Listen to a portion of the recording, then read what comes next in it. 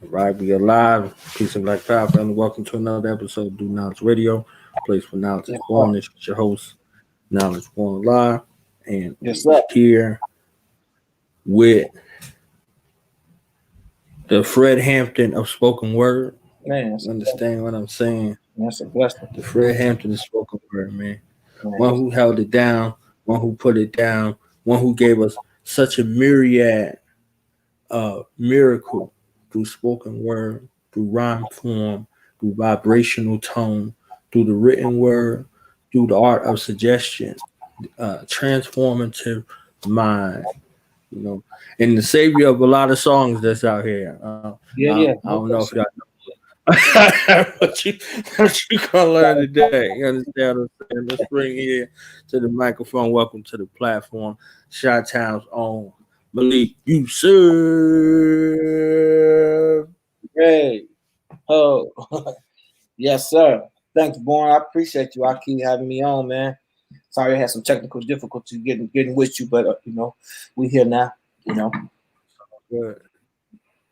You know, patience is a virtue, like our elders used to teach us. You and understand all what I'm out, saying? and all out. Never been different. Right. How you feeling on this glorious day, 9/9? Well, I'm amazing, man. I'm amazing. I'm amazing to be overwhelmed and you know over inundated with work. It's a blessing. You know what I'm saying?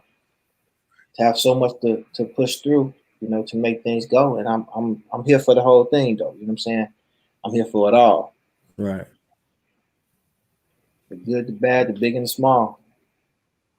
Here for it all, bro. Right. So how about yourself? How you is on this day? I'm good. This is a day of celebration, you know. No question. And if I was doing any better, all of our enemies who would No, seek to stop our rise would be gone. That's the only no way question. I'll be better than right now. You understand what I'm saying? That's a mathematical impossibility. It's always got to be two forces. It's got to be the antagonist, the protagonist. It's got to be the yin and the yang. It's got to be the lift and the gravity. It's got to be the thrust and the drag. It has to Right. be those opposing forces. You know, it would be a lot. It would feel a lot easier. You know, for everybody that's bad, get them out of here. But it don't make you strong. It don't make you powerful. It don't make you grateful. So we got to just Right. understand that those opposing forces are always going to be there. That's how the universe is designed. You know, push, pull. Understand. So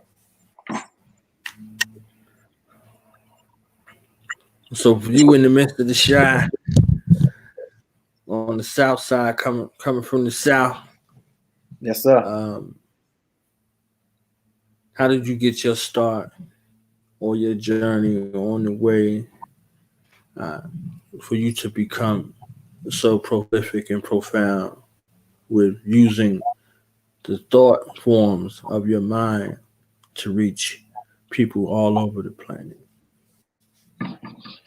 I mean, I think it was something that I just was born with. To be honest with you, I think it's something I was born with, and then I started to develop it.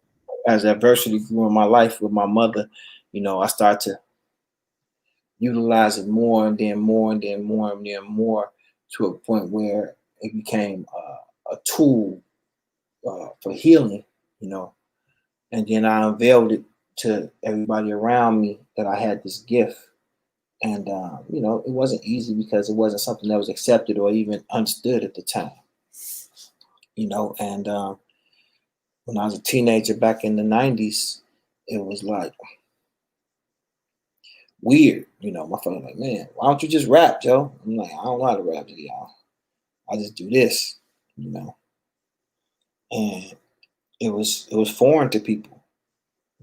But it was also it was cathartic for me as well as a form of self-expression, which is, expression is uh, a countermeasure to depression. So and depression is the cause of the causality of oppression. So, and then suppression is a tool of oppression. So all these things with press, that's why when we talk about the media, we call them the press. You think about where they was in the printing press. That's why they called them the press, the people that was printing the papers and so on and so forth. So we are all our own press agents. We tell our story. We tell the happenings of our trials and tribulations. And I think that's where spoken word comes in as a very pure art form.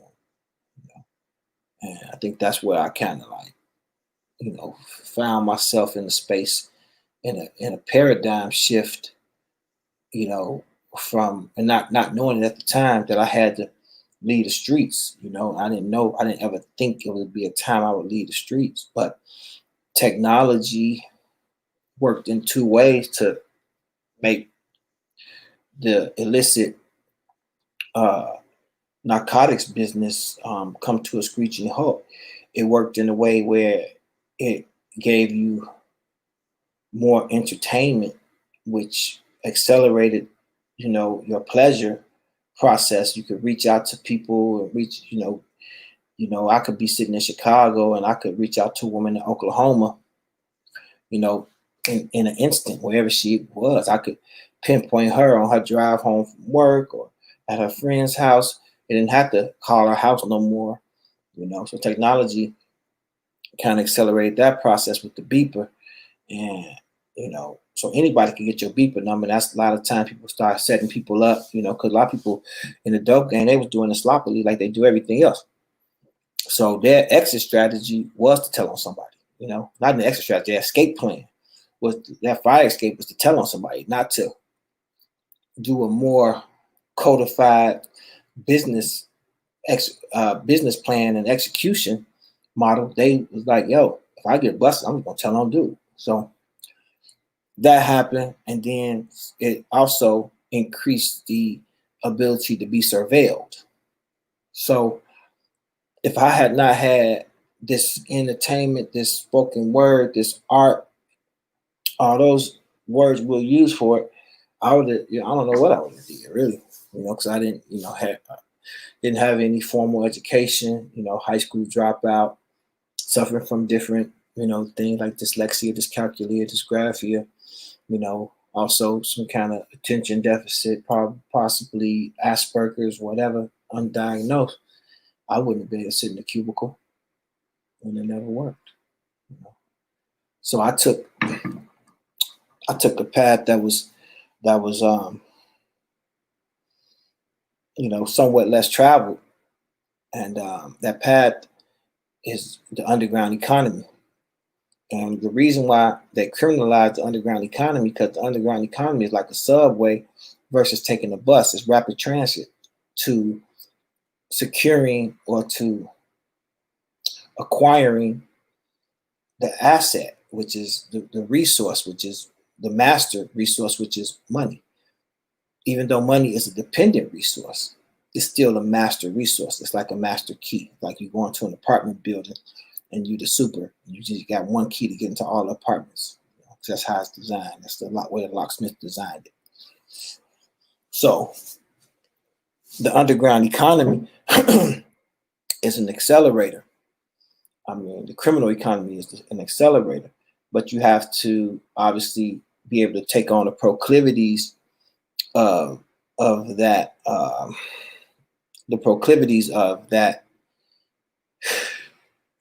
terrain or that environment.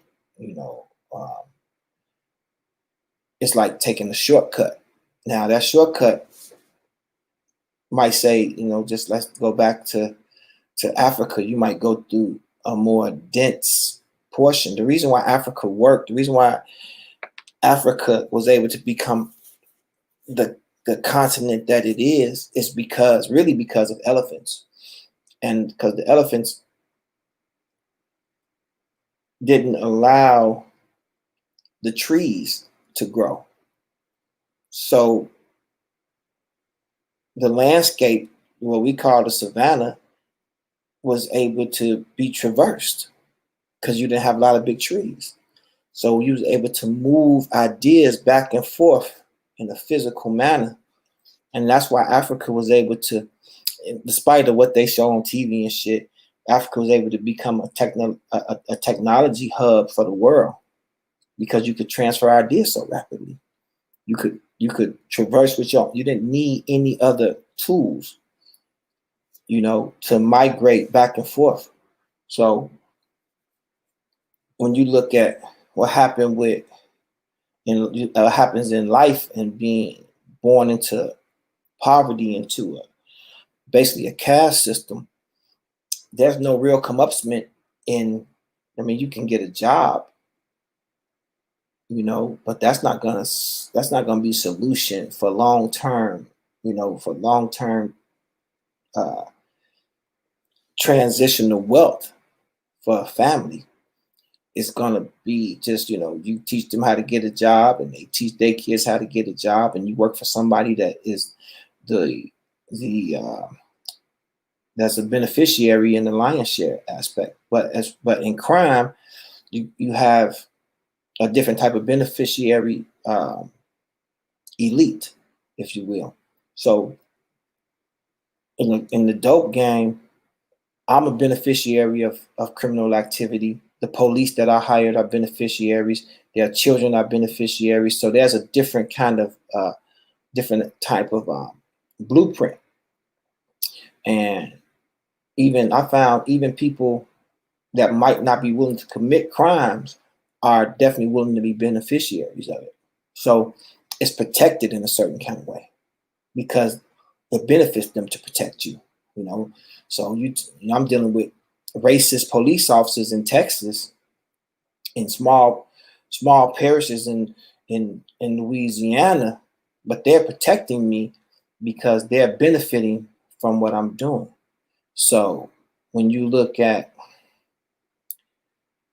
how would I best explain the criminal underground would be laws are prohibitive, right? They prohibit you from doing certain things that can accelerate your life, right? Say, for instance, if you could just go kill somebody that you didn't like you said earlier, all the enemies. But so there's a law against that, right? But there's also a universal law, but there's also a man-made law against that, right? To keep you from receiving too much ease. But the universe doesn't want you to receive too much ease because it doesn't grow you.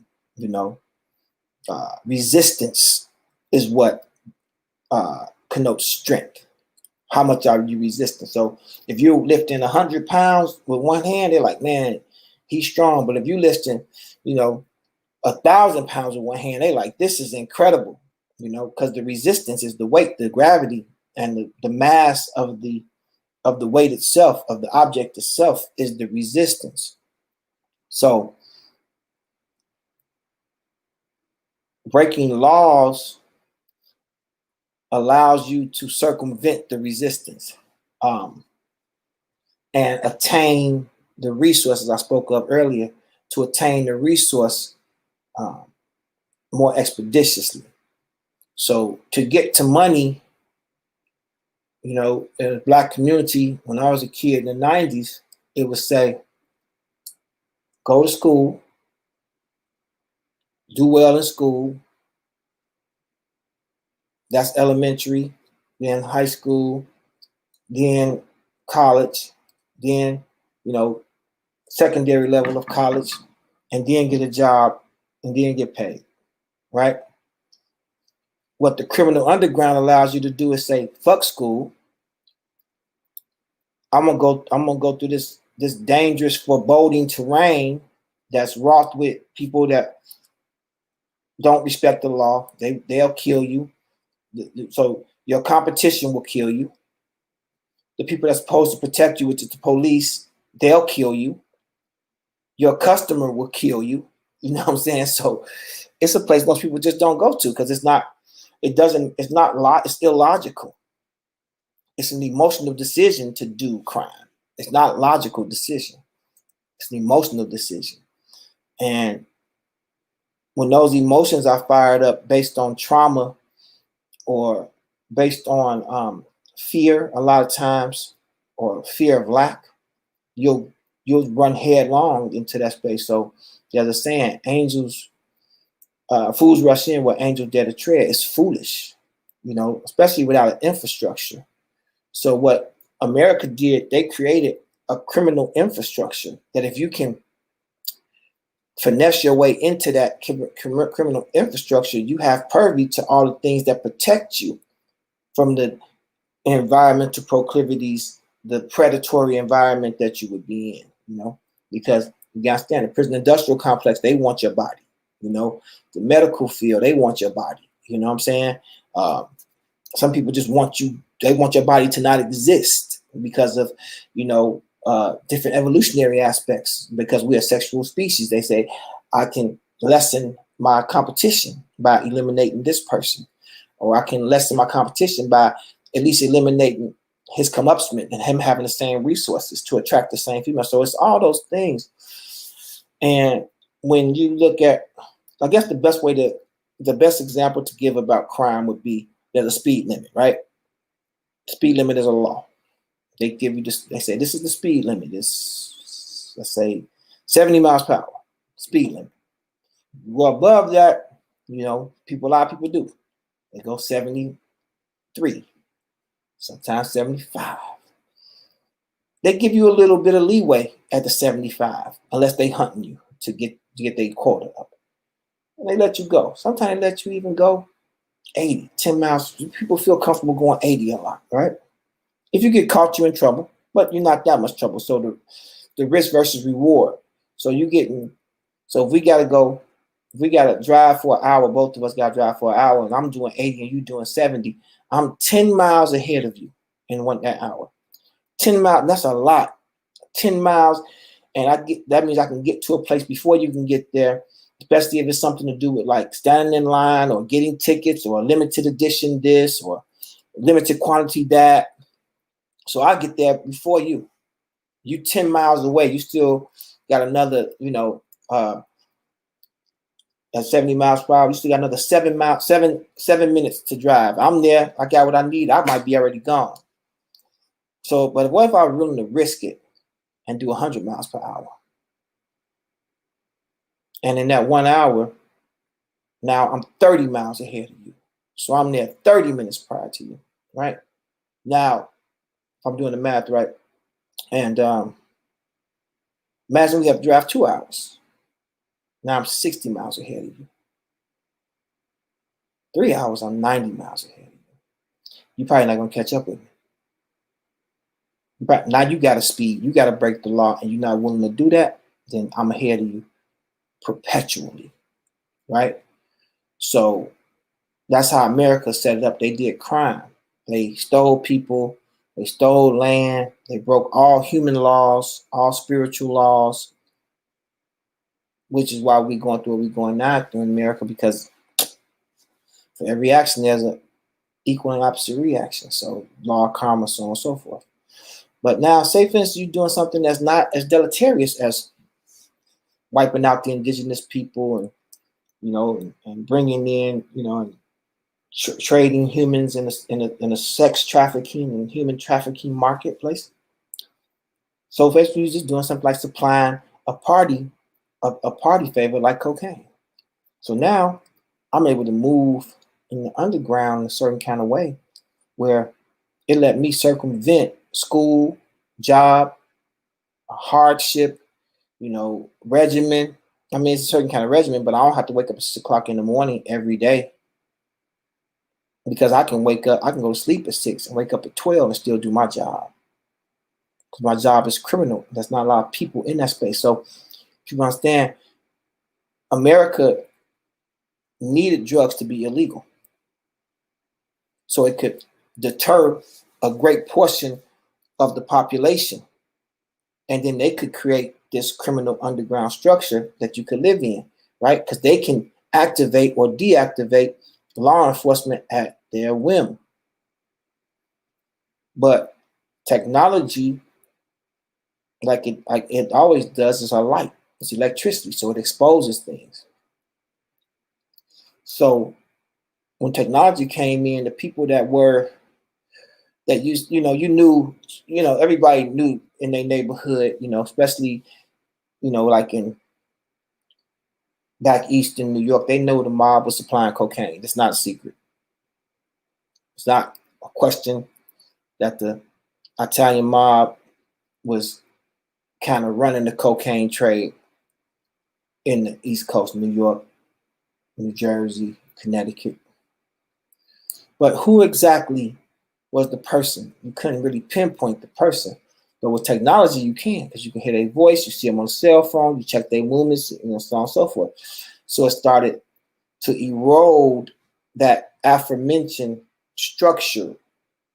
So now the people at the bottom had just as much power to destroy it as people at top. That had never happened before. So the guy that's making, you know, $2,000 a month running packs could tell on the dude that's making $2 million a week. And everything in between that could be corrupted and eroded and, you know, infiltrated. So the police, their job lessened. They had less investigative work to do. They could just sit back and track a little guy, and he'll tell on everybody. They'll set him up to do everything. He'll do all their dirty work. So as I found that to start happening, I started to have to do self-inventory and say the thing that used to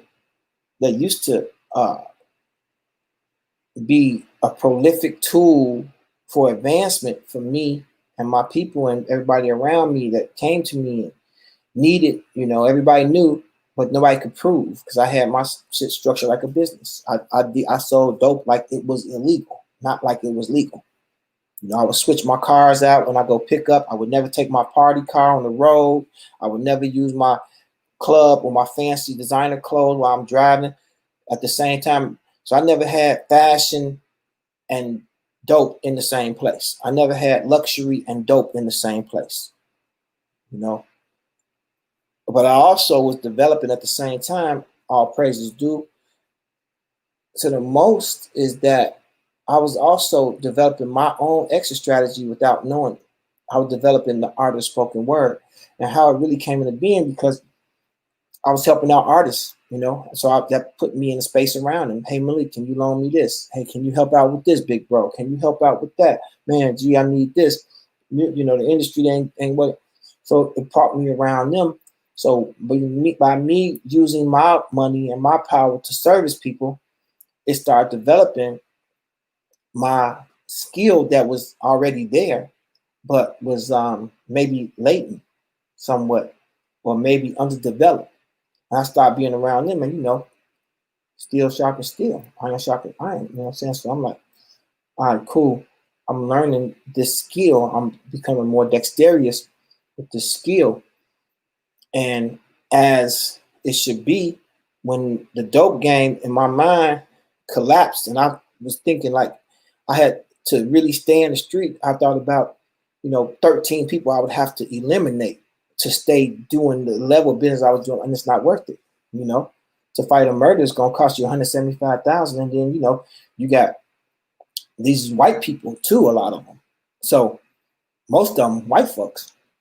So they ready to sacrifice you. They don't love you more than they hate going to prison.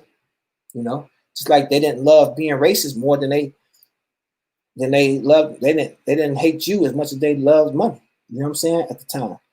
So racism was not a thing that they would allow to keep them from making money with a black kid from the south side of Chicago. But the miraculous thing is that the universe is always attempting to balance herself.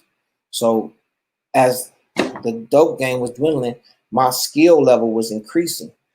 And then people started to take note of that. Like, man, hey, Malik, you should be on this album since you're around buying all the food, providing the liquor, bringing the girls, driving the cars, you know. And it was a thing. It was a clout thing too to have me on the album because I knew a lot of people all over the country, you know, because I was traveling around the majority of the world, you know, doing the international drug trade, but also keeping it away from my family and friends because I know they'll be the first ones to tell on you. You know, so people in my hood be like, man, Malik, don't you know some Mexicans? I'm like, nah, man. Man, you know you out here pushing things. No, no, I'm not.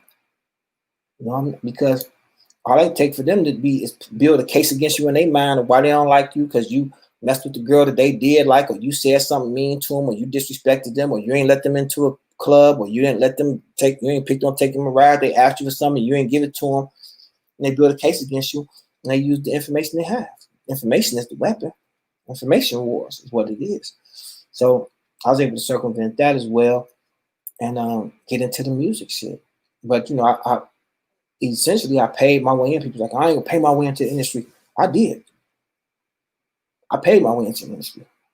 You know, I paid for my own tours. I paid for parties. I paid for marketing. I did everything. You know, and now I had way more money than most people, but I took way more risk than most people too. So risk versus reward most of the time.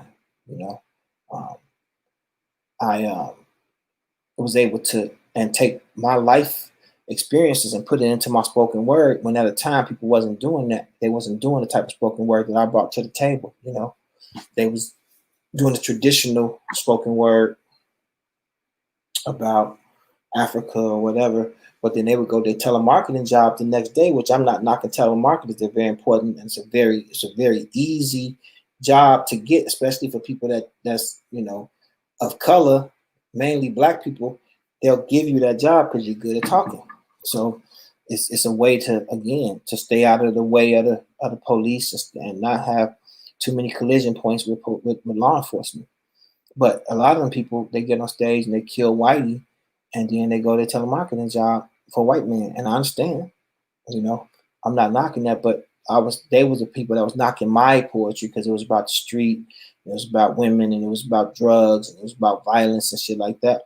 But you understand, that was my life since I jumped off the porch at 12 years old. You know, at 15, I had an adult girlfriend. You know what I'm saying? So that was how it was in them days, though, too. You know, 80s and 90s, if you was willing to take on responsibility as an adult, you could just live as an adult. You know, my boy was 16, had his own apartment. You know, 16 years old, signed for it himself and everything. The landlord didn't care. You know, 16. You couldn't dare do that nowadays. You know what I'm saying? But in those days, that was what it was. So my spoken word, my poetry, my songwriting comes from that space. A lot of people accuse me of making dark music, and I do. I respect that. I respect that they say that, you know, because it usually is pretty dark, you know. And I do try to figure out how to make songs that's more lively. You know, I think that's why me and Kanye used to work together so well, because he was always trying to make these happy songs, and my songs was always very brooding and, you know, um, very. I guess I make light shine. I would create a light to shine on the darkness to say, hey, look over here. And I think that's why we worked so well together at the time, and that's why I think I worked well with like Carl Thomas and John Legend and, you know, Ty Dolla $ign and now Vic Mensa, people like that, because they accept those dark songs that I bring to bear. You know, I'm not the best party song maker. You know, I do want to get into that space. You know, it is amazing how Pharrell made the song Happy. I study it all the time because I was in Paris when he came and showed it to us in Paris. And I was like, man, this song is going to be, you know, one of the biggest songs in hip hop. And I was wrong. It's one of the biggest songs in history, you know. Um, but I think my spoken word, you know, when people first heard me on Common's album, I believe it was, when the world first heard me on a major release. But I've been doing those poems like for Nike and Sprite and Chevy and doing commercials and stuff already. But I think when the world heard me on Common's album with the My City joint, I think that was the first time people really got a brand of what Chicago spoken word had become, which was me. You know, and now, of course, everybody sounds like that, but it was, you go back prior to Malik Yusef. Let's say you go back to '96 or something like that. Spoken word wasn't performed like that, like how I do it.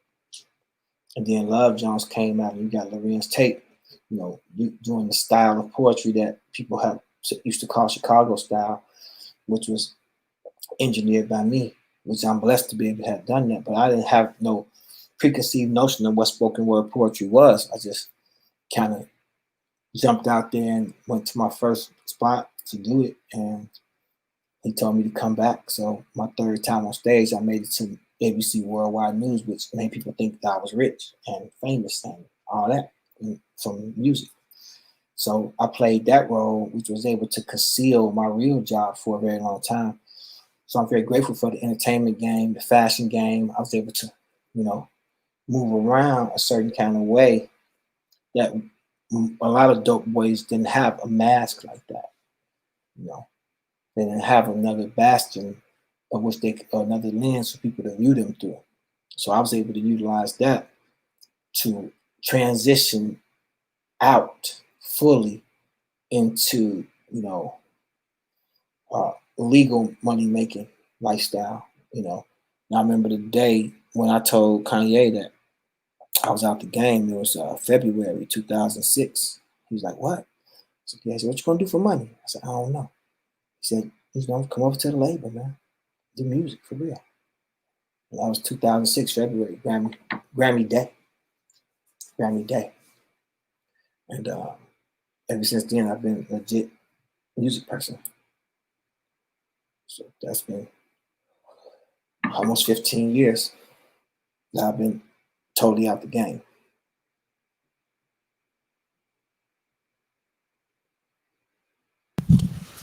So how did Deaf Poetry kind of happen in the mix of all of that? You know, Yeah.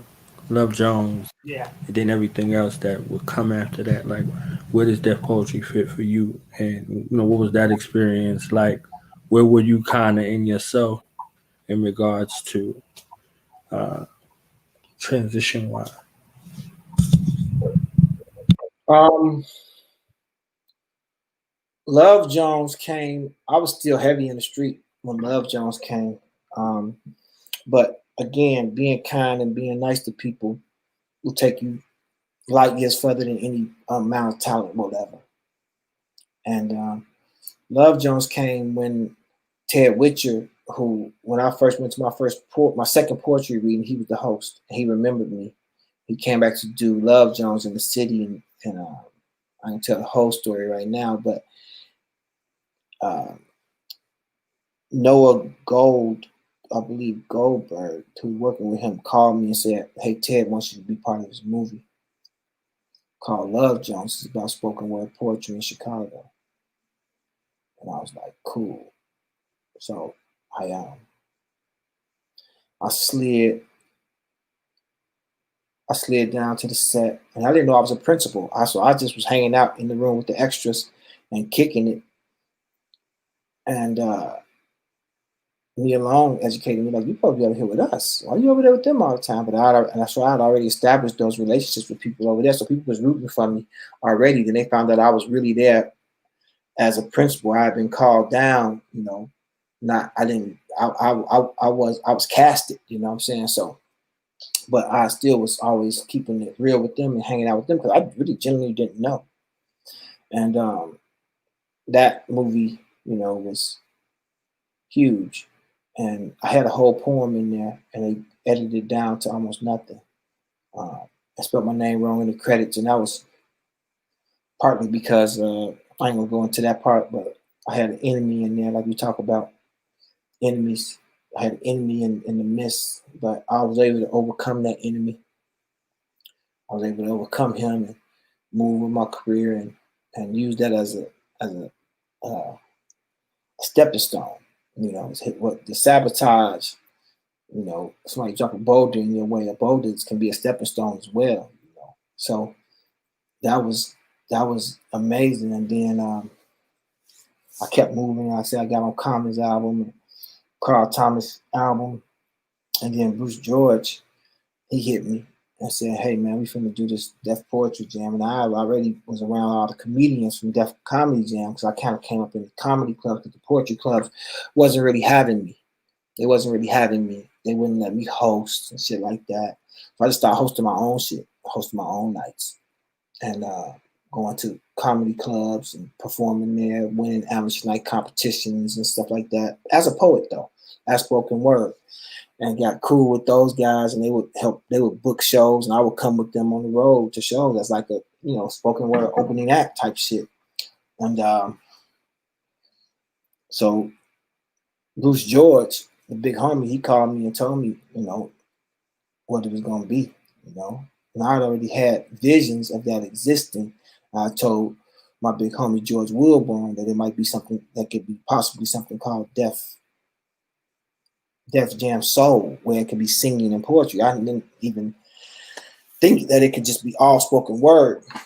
And when it was all spoken word, it just changed everything for me. You know what I'm saying? It really put things into perspective, and then got me involved more into the spoken word crowd, if you will. And being a spoken word crowd was healthy for me,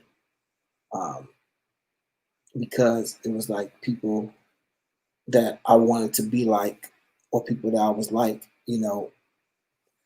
that weren't judgmental. Like people in Chicago, they didn't really fuck with me that much. Like a lot of people didn't, a lot of poets didn't fuck with me because they looked at me as something other than that, like some kind of other brand, kind of phenotype. But I'm indeed a spoken word artist, and I was able to change the world and the way the world sounds, and, with that. And that poetry jam was, I had some struggles. I ain't gonna talk about it right now, but some struggles having myself aired after I taped. They was not gonna air me for some reasons, And they said, I guess they said that my poem was glorifying violence and stuff like that. And I mean, I won't never use the word glorifying violence, but it was viewing violence as a tool. And I don't think that we should take violence out of our toolbox, because the enemy don't take violence out their toolbox,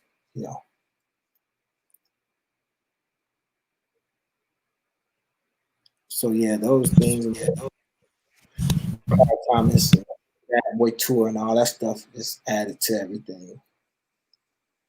It's dope though. Yeah. So you had appeared on albums and stuff. You was in the movie. What was it like for you to actually hit the stage and to see something that you started with as your own healing? Begin the process to get the word out, to begin to help others heal and inspire others to use this modality of writing and speaking as a healing instrument for them. Because just like you said, for the streets, ain't nobody speak for the streets. That's what hip hop was supposed to be, and you see it make a sharp detour and start Yeah. chasing the bag. And then Yeah. other their influences come in to capitalize off of, that thirst. So now it was just left, Mm-hmm. and a void had to be filled. You see Yeah. what I'm saying? Like, nobody know that pain. So you brought that pain at its most critical mass in regards to speaking what people was trying to hide or throw a dashiki on or some shit. You understand what I'm saying? Like, Mm-hmm. actually really bringing it out live. You know what I mean? Like, so what was that feeling like for you? What, being in that spot, like I said, I hadn't done I had stopped doing poetry clubs because of my lack of acceptance, which I was just like, hey, that's not a battle I want to fight. These people are here to hear a different type of poem, different type of poet. They wanted me to look differently than I did. They don't want a nigga with Fendi shoes on the stage talking to them. And I respect that because it's their own little in grouping. So I created my own in grouping, and they came to my shit anyway. You know what I'm saying? They didn't let me come to their shit so much. So I created my own shit that they all wanted to flock to, you know. And by that being the case, I was accepting of them and they style of poetry, which was good. But when I did Def Poetry Jam, it was people that were kind of like, we used the term woke, but we used to use the term enlightened,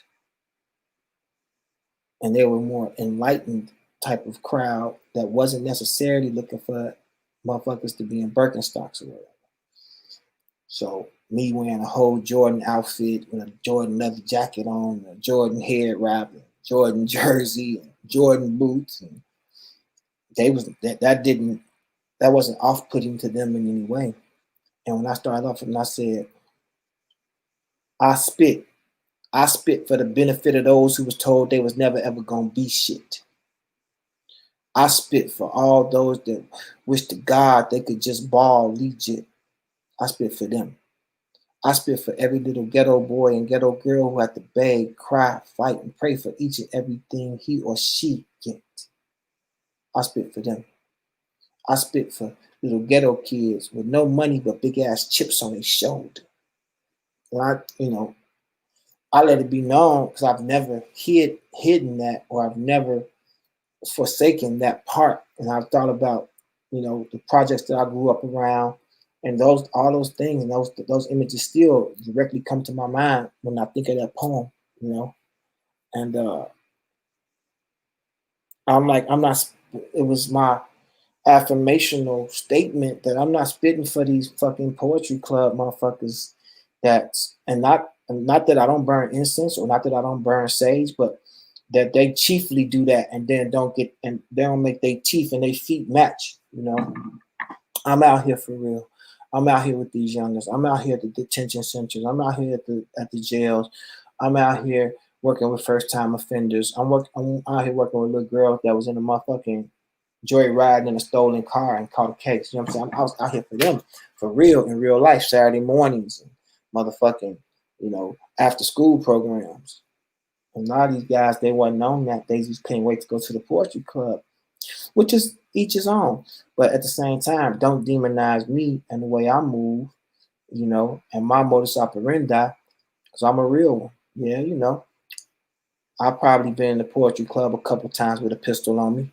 That's because some of the poetry clubs was in hostile environments to where, who I was, and they like, when motherfuckers get a chance to catch me and blank me out, it would have been big for them. You know what I'm saying? I didn't want them to score on me like that. So I got sore with me in the poetry club, because I was still heavy in the street. You understand? I was heavy in the street when I started doing poetry.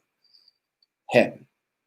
Like really still having shootouts and shit, but still going to the poetry club on a Sunday, having shootouts that's Friday and that's Saturday. So it was a strange thing, and I think they could smell that on me, they could feel that on me, and they didn't like it. So I created my own shit and and then I would bring them into it. I'd create me and my man Oba and my man Vince Bass, Oba William King. We created a thing called Full Moon Poetry. So every month we'd have a big poetry event, and it was packed at the highest ranking people in Chicago, like all the promoters, the business owners, the flies bitches, the coldest, rawest niggas, Bishop Don Juan. So it was new, merging those two cultures, And spoken word, I didn't know that the spoken word space, the open mic space, was also a safe haven for people that lived in the alternative lifestyle that we now call LGBTQ, I believe IA community. That was a safe haven, and I kind of infiltrated that space. But my problem was it was a safe haven for everybody that had issues, except for niggas that looked like me that had issues. My issue was not with my sexuality. My issue was with my humanity. My mother made me feel less than a human. So how come this can't be a safe space for me too? So the hypocrisy of humanity. If you are human, you are 100% hypocrite. So they felt like I was an interloper, and I was coming in there, and they necessarily didn't want to give me sympathy, you know, because they looked at me as maybe, you know, I'm big, I'm strong, I'm handsome, I always had money, I always had girls, I got nice cars, you know, I'm buying bottles of Cristal, just like the rappers or whatever, but they didn't. So I think it kind of disenfranchised me in a way that was very healthy, because I was able to go start my own thing and bring people in who would have never went to a poetry reading, coming to poetry spots. You know, one time we competed with First Fridays, which was the big Friday event that did once a month, and the full moon happened to fall on the first Friday of a month, and we beat them. They came down to the event and said, "Hey, you got all our crowd out here." They had the bourgeoisie black folk, and they all came to my shit. So they like, you know, we want to. The next time the full moon fall on the first Friday, we want to do it with y'all. Don't compete with us. So that was a blessing. But I also wanted the kids. I mean, I had one of my events, a dude who was an actor. He came out the closet. I don't know if that's what they still call it, but came out on stage at my event. You know, at one of my events, he came out the stage. I came out the closet at that space, because again, I wasn't jeopardizing the sanctity or the safety of the space. I was increasing it, and I think people were uncomfortable with that, because a lot of people say they want equality, but there cannot be equality and diversity at the same time. What people really say mean they want equanimity. You know, they want balance, because if that was the case, they would, if they wanted equality, then straight white men with cowboy boots could walk into a lesbian bar. So that's not the case. You know, people want safe spaces, and safe spaces, by definition, something excludes somebody else that maybe you not see as safe. So it's exclusionary, which is fine, but that's not equality, though. So we got to make sure that we don't get into a battle of these semantics about it, but create safe space for women, safe space for women who exclusively like women. That's fine. You know, I won't enter that space because I'm not a woman. I do exclusively like women, but I'm not a woman that's exclusively like women, so that's fine. But at the same time, I'm gonna create a space for niggas that sold dope or pack pistols or gang bang their whole life to come and express themselves in a genuine and emotional manner without being judged too. So I'm fine with that existing, as long as you're fine with me existing at the same time. You know, respect my existence or expect my resistance, you know. And that's kind of how I approached the poetry world. And I had to eventually transition out the poetry world, because people was like, they was having poetry events they wouldn't book me for and shit like that. So I said, fuck them. And, you know, I got into songwriting and producing and shit like that, which is far more inclusive than the spoken word community pretends to be. Far more inclusive. Anybody could be in there, you know. I'd be fucking with Frank Ocean. That's my nigga. And he came out like, yo, I like dudes. You know what I'm saying? I fuck with Lil Nas X. He came out and said, I like dudes. So it's just the brand of people they want in their group, like the spoken word culture, you know. They don't call me for nothing. No events, nothing. And everybody that I fuck with, they you know, people that I fuck with for real, that I help out and look out for and all that, they get invited to tele events. But I think people don't look at it because they feel like when you have power, you don't need validation, and that's not true. So I'm self-validated in that space. Like I say, you know, walking out on stage doing poems with Raheem Devon or Kanye or Common or John Legend or and a myriad of other people I got, Adam Levine and, you know, Snow Allegra and all these people that I have, you know, Beyonce and people I have stuff with, is the validation, you know. And people say you don't need validation. You do need validation, but sometimes you can self-validate. And that's what I do, and that's what you do. You self-validate. You know what I'm saying? You put your shit together. It's beautiful. It's smart. It's done right. The technology is on par with everything else. You self-validate. You know what I'm saying? You made your own radio station, you know, because it was the other radio station, though it seems to be equal. It's really, you know, not uninclusive or exclusive. And that's how I found the spoken word space to be for me, is that they didn't quite like my kind, you know. So I got into it with a couple dudes before on the space and had to check niggas and let them know, like, just the wrong tree, homie. You know, you could bark all you want, but not this tree. You know what I'm saying? Because there's some issues over here, you know. And I had to check motherfuckers a couple times. I had to bring some of my guys out the hood to the poetry spot a couple times. And of course, you know, they come in and they looking at these girls. These girls is soft, they ain't never ran to no real textured niggas like us. So, you know, my boy Black Jermaine, he just came in there and just started. So, I mean, I understand why they say let's keep this space separate, and I'm for separate spaces. But once you understand that when you say you want to be included but don't want to include other people, that's the hypocrisy, and that's why it can't long last, you know. And I'm all for, again, I'm for the trans community having a space where I can't come because I'm not a trans person, but I don't have an exclusion for them to come to my event. You know what I'm saying? And that's because they've had special oppression. So they need a place where they can go and reset. And I understand that. So I don't say, well, if you come to my event, I should be able to go to your club too. I don't feel like that. I just feel like understand that there's a separation here, that you are doing your thing and also doing this thing too. But be clear on that and be not judgmental about people when they create a space where you can't enter too. I don't have that space where you can't enter, but people will have a space where you can't enter, and you have to understand, you know, that's how it goes in the world. So when I'm in the studio with Jay-Z, I'm not bringing, you know, I'm not bringing my, I would say, my experience in the spoken word clubs to this. I'm bringing my street experience and then coupling that with my spoken word style. I'm not talking to Jay-Z about what happened last night at the open mic in motherfucking Boston. That's not the conversation me and Jay-Z are having when we doing music. I am doing my style of spoken word, but I'm doing it also with my rich information and knowledge of what the streets are like.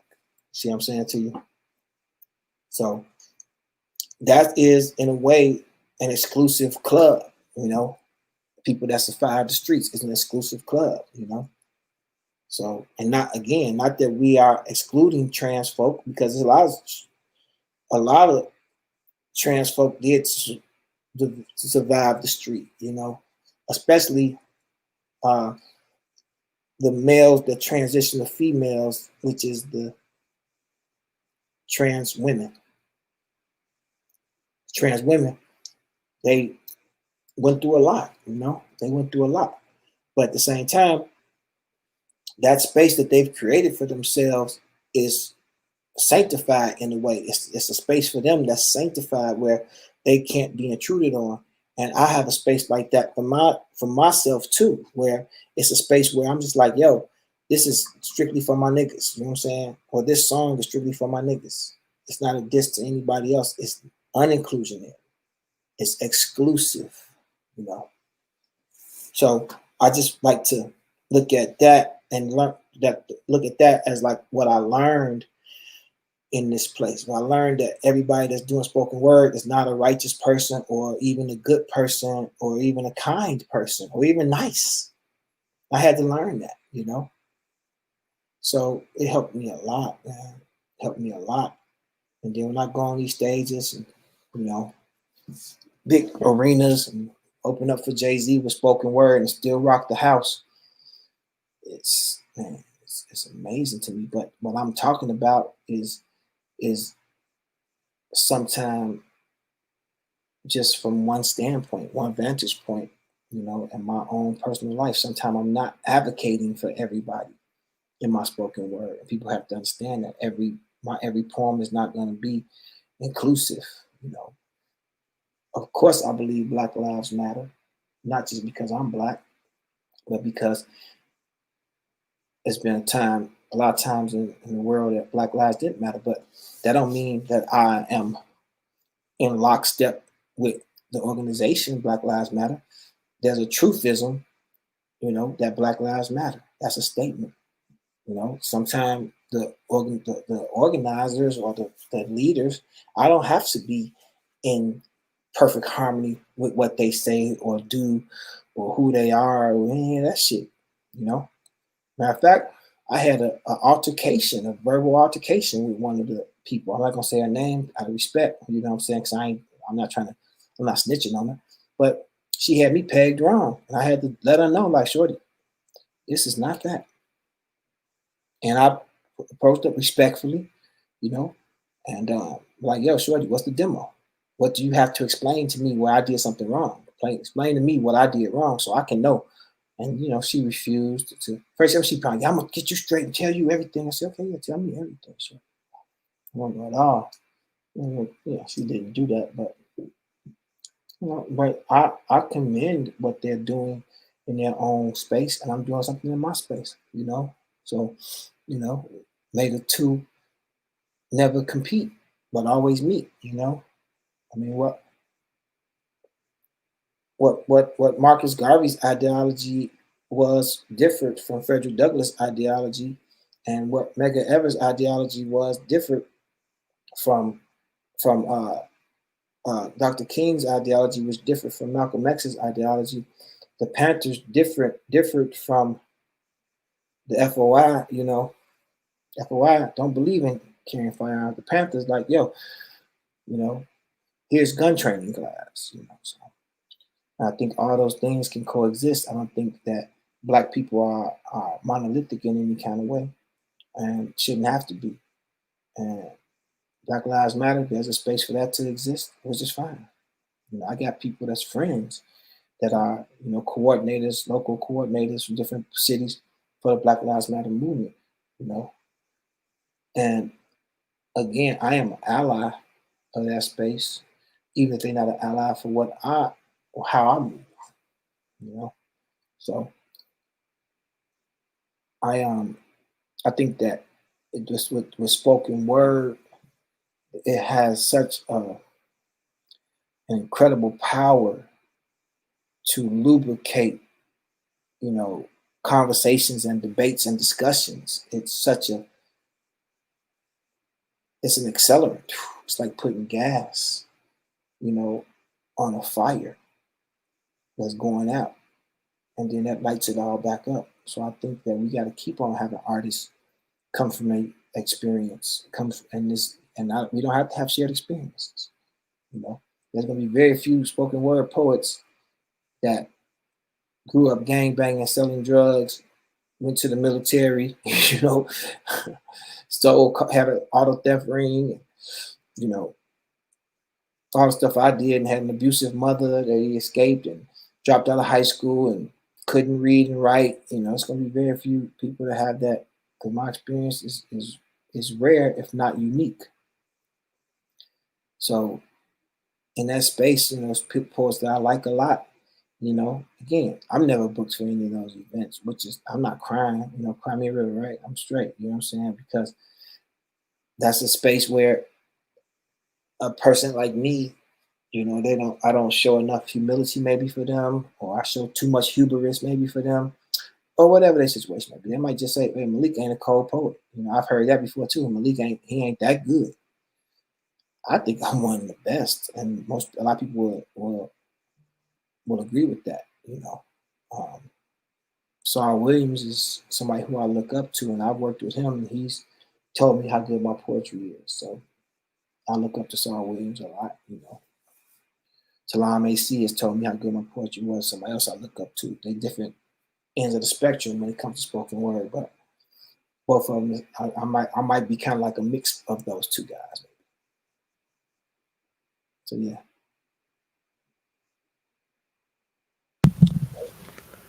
So let's talk about this upcoming course that you got. What was the kind of like the vision behind that, and how do you envision it being received by people coming into the course? What's so crazy about this is that I was just responding to somebody online that was like, "Man, I need help," and I was like, "Yo, bro, you gotta just do the business, man. Like, I can put together for you because I do a lot of one-on-one courses for people. You know what I'm saying? I do a lot of one-on-one beat classes. I do a lot of one-on-one writing classes. I listen to people's music. And I don't do them as much as I used to. But I still do them, and I give people help them with structure. I did my streaming class, which was very effective for people earlier this year in May. But I just was posting up just like how tired I am. People hit me in DMs saying, "Man, I need help," and I'm like, "Okay, I got you." And they're like, "No, I want you. You mean you want me to carry you through the desert? You want me to go back to starting point A and carry you through the desert?" And I'm just like, "Nah, fam. Like, I'm not gonna carry you through the desert. When I'm giving you the tools, you can go get these tools and get through that shit yourself and get over to this oasis." Because a lot of people from my classes I work with, you know what I'm saying? Like, I wound up working with people that take my classes. They wind up, I bring them into the fold, if you will. So I posted that, and then my DMs got lit up. I said, okay, cool. I'm gonna have to put together all over a comprehensive class to break everything down to people, to break it all down to people, man. Because they still not getting through to them that they in control of their own destiny when it comes to this shit, even lacking a huge budget, even lacking the things that you might think you need, that you do need, managers and stuff like that. But that's gonna come as you start to move, as you start to take action steps. All those things, people start to notice you moving, and then they'll come and apply their trade with you. But you're sitting there waiting for somebody to discover you in your apartment or from SoundCloud. It's gonna be difficult, man. It's gonna be very difficult. So that's what that was more than anything. And now it's bad kids class, just being like I'm a rebel in the game. I break all the rules. I make sure that I'm in the space where spoken word poets have seldom or ever been. As a songwriter and a producer, and I want to teach all these guys how to do the same thing. So I'm building that class now.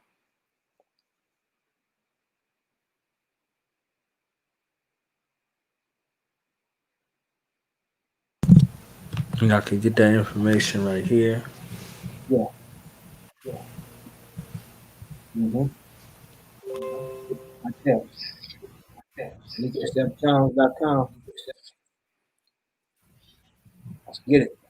I want people to come in this class and just, really submerge themselves in this, because it's all stuff that's worked for me. I'm not giving you nothing I think might work, something that could possibly work, something I heard about. All these steps that worked for me, and it's not because it works for me, it's because it works. Like the water in your house doesn't work for you because you own the house. People can come in and they can wash their hands, or they can get, in your house. You don't have to turn the water on for them, because it's a process. It's built. It's a system. That's what I'm putting together. System for. I know it's probably launching Saturday.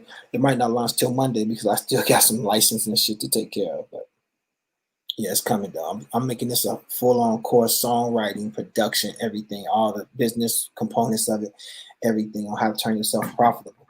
And you'd be surprised how once you structure it, how the money comes in. It's really crazy because you get so many ingression points for the money to come in. It's impossible to miss it. It's impossible to miss it. So yeah, I'm excited about that. I'm excited to share this information. I never gave this much information before that I'm finna give in this class. It's going this week gonna be. Next week is gonna be fucking crazy. It's gonna be a lot. It's gonna be a lot, man. I want people to get it and get down, and I want people to compete with me.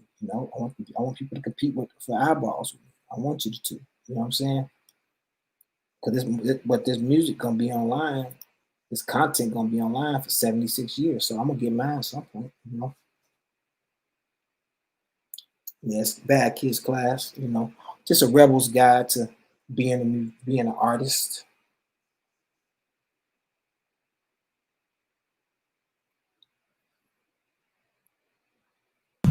So out of the people that you work with, is there still people left on your list that if you had a dream sheet that you still want to collaborate with, work with, produce for, songwriting, whatever? Is there still people left? I think I'm gonna go back and do production for people that I haven't done production for yet. Like I haven't done production for De La Soul, you know. I haven't done production for them. I haven't done production for uh well, I haven't written or done production for like Farside, like Fat Lip and them guys. I want to do some shit with them. I think it's about 5, 6 people I haven't done stuff for that I want to do something with. But I mean, people that I would dream of doing stuff with, I've done stuff, Rihanna, and Jay and Drake, and Beyonce, Chance.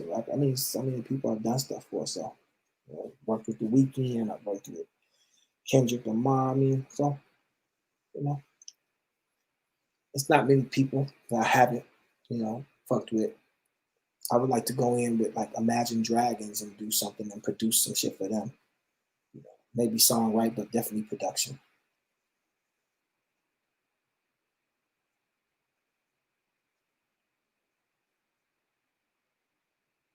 Yeah. So where do you see your art form in regards to all of the writing?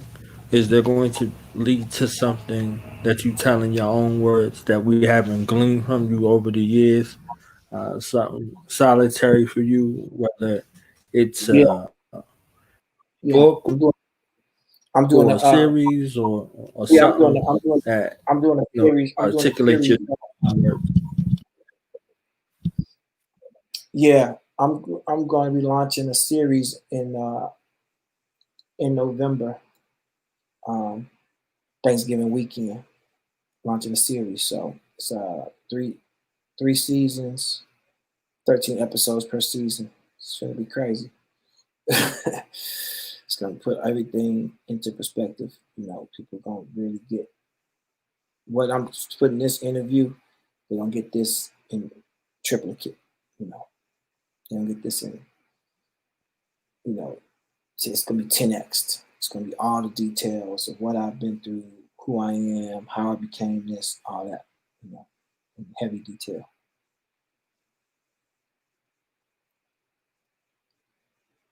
Excited about that. So yeah.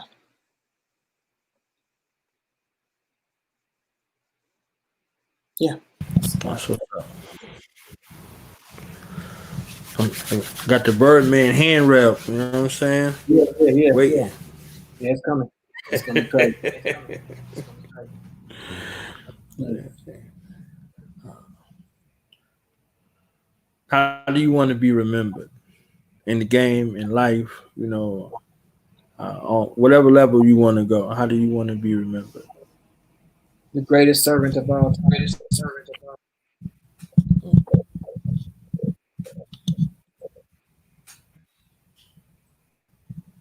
Yeah. Just the greatest servant of all time, man.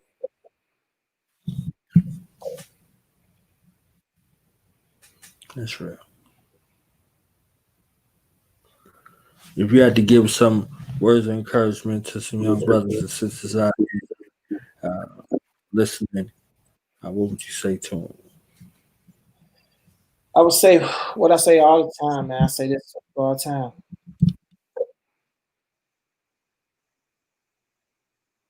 You're good enough, but your process isn't.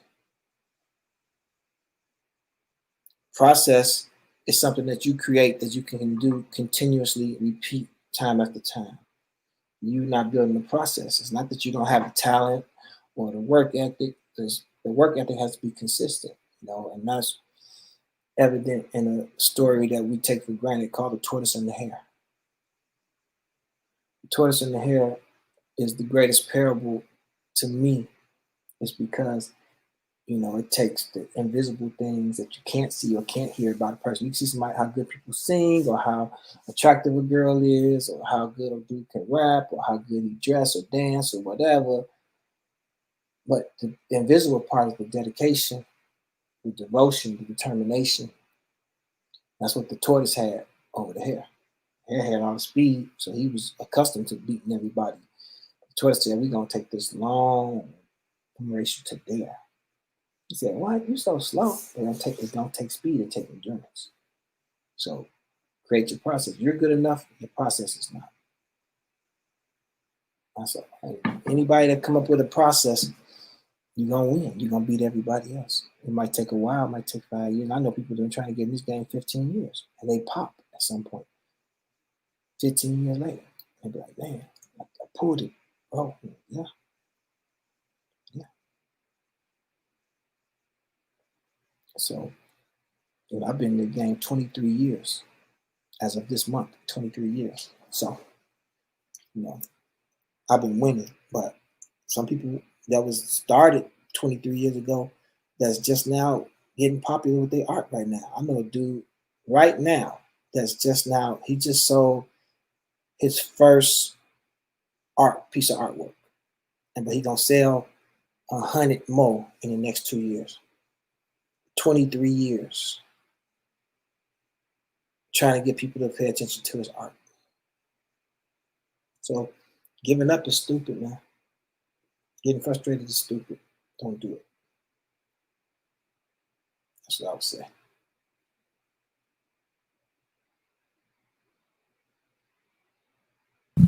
All right. So closing remarks, where people can reach you. If they want to book you, how can they book you? Social media and whatever else you want to draw attention to. Yeah, just hit me on the DMs on Instagram, Malik Yusef 100, or on Twitter, Malik Yusef. That's it. That's it. That's my office. My demons is my office, and I see when you say. So I read the first sentence and know what you calling, what you hitting about. So I appreciate y'all, man. Bro, thank you for this time, for real. Thank you, Aki. I really appreciate it. So you're doing a good job. Yeah. Great show. I checked some of it out last. Okay, I broke out this thing going.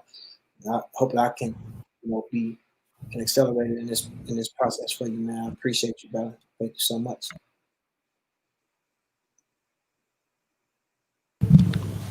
One of my icons. You know what I'm saying? I was just thankful that you hit me back.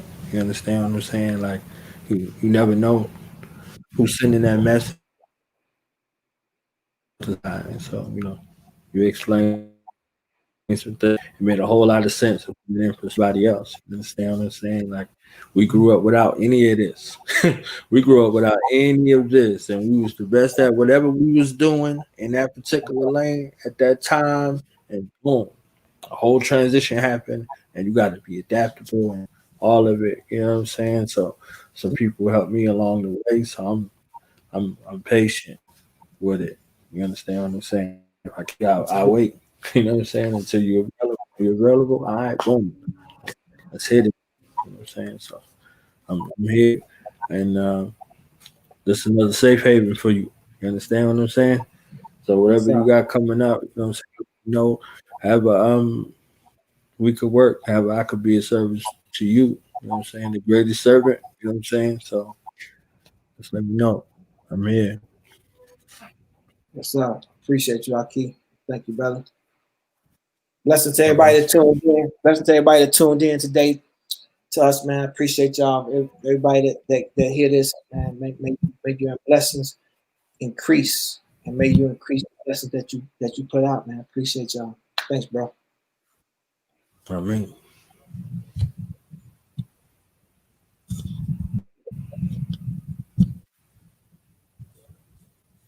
Nick Yusef, man, got the course coming up. Make sure y'all go right here. Get that info.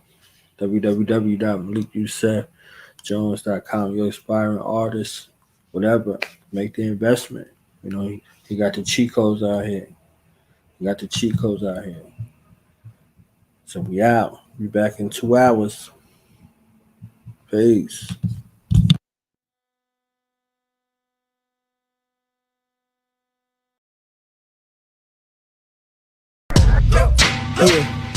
Yeah. Now we gonna tell them. That in front. We tell them like this, yo. I'm an African. I'm a African. I'm an African. I'm a African. Yeah, y'all like that? No more. This man's mind is open. I'm an African. I'm a African. I'm an African. I'm a. Let's get And back that to motive the is best developed by recognizing the common enemy.